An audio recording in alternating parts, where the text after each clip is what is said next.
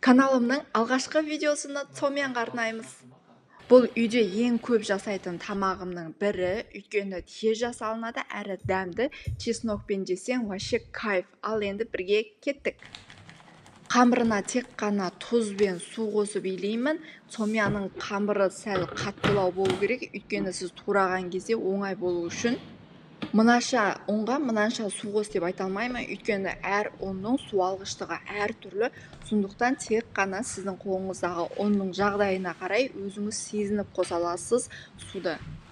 Көп кісі жұмыртқа қоссақ бола ма деп сұрайды. Әрине, егер қамырыңызға жұмыртқа қосылған болса, о да бола береді, жұмыртқа қоспасаңыз да бола береді. Бұл бір үлкен айырмашылық алмайды. Бірақ та мен лагманның, цомяның қамырына көбінесе жұмыртқа қоспаймын. Цомя жасаудың ең ұнайтын жері үйде қандай көкөнісің бар, соның бәрін апшығып жасай бересің, цомян бола береді. Ал бүгін менің холодильнигімнен табылғандар жанду, картошка, морков, содан кейін қызыл бұрыш қостым. Қызыл бұрыш, егер көк бұрышыңыз болса, оны қоссаңыз да болады. Әрине тағы пияз бар. Ет бар жерде пияз болмаса бола ма?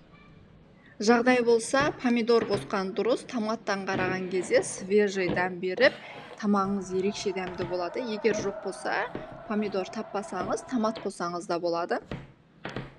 Бәрін кубик етіп турадым, етті де 4 бұрыштап бәрін бірдей размерде турап алдым. Цомяның қамырын әр түрлі жолдармен сынап көрдім, бірақ та маған ең ұнағаны осы. Әрі тез болады, өзіме де жеңіл. Қамырым сәл көп болып қойған, оны жартысын алып, холодильникке салып, келесіде қолдансаңыз да болады. Мен қамырымды алып жайып аламын да, содан кейін бөліп, оны домалақтап, лагманыңкі сияқты қылып форма жасап аламын, содан кейін турайым.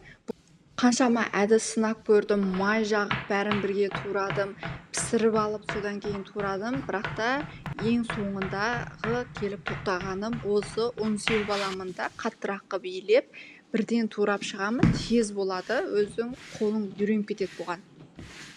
Әрі қайнаған кезде де қамырларың бір-біріне жабысып, быт-шыт болмайды, бөлек-бөлек болып әдемі шығады.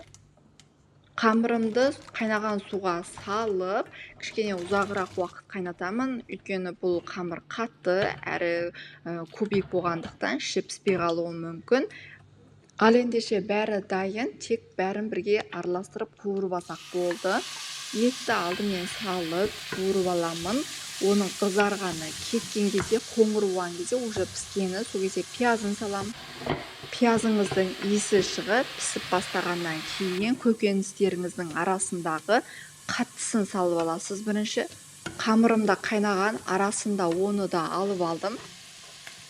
Сәбізді өзі кішкентайырақ қылып турағанмын. Картошка екеуін бірден бірге сала салдым. Егер екеуінің размері бірдей болатын болса, алдымен сәбізді салып қуырып алу керек еді. Содан кейін жанду мен перец екеуін салдым. Помидор ең соңында.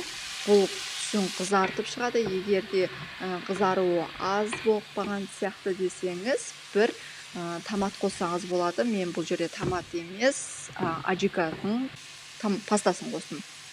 Дәміне қарай тұз, соевый соус, содан кейін японский перец деп айтады, хуажоу салдым. Майы тартылып, қарылып бастаған кезде үстіне бірден су құйып қайнатып алдым. Бәрі картошкасына дейін жұмсаған кезде ең соңғы барып қамырын салып бір араластырып алсаңыз болды. Цомяныңыз дайын. Каналыма жазылып кетуді ұмытпа. Люблю!